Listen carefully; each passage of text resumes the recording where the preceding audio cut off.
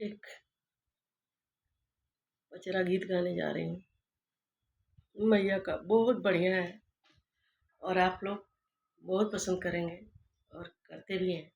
इसके लिए आगे से ही थैंक यू। लाइक सब्सक्राइब जरूर करिएगा। मैया दे दाए कलला नवा तनवा दुनिया मारेला। मैया दे दाए कलला नवा तनवा दुनिया मारेला। सासू मारे तनवा नदिया मारे तनवा तनवा उहो मारेला।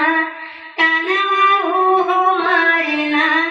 जेकर सनवा से नोरधनवा तनवा उहो मारेला।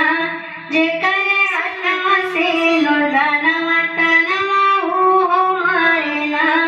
मैया भरदा मोरे अचरवा तनवा दुनिया मारेला। जेठ मारे तनवा जेठानी मारे तनवा तनवा उहो मारेला। तनवा उहो मारेला। जेकर संगवा मोर गवनवा तनवा उहो मारेला। जेकर संगवा मोर गवनवा तनवा उहो मारेला। मैया भरदा मोरे अचरवा तनवा उहो मारेला। रे टोला मारे तनवा मोहन मारे तनवा तनवा उहो मारेला। तनवा उहो मारेला। जेके मानी भगवनवा तनवा उहो मारेला।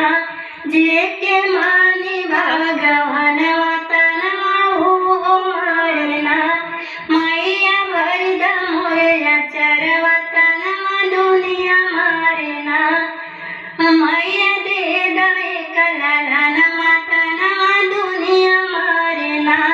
मैया भरदा मोरे अचरवा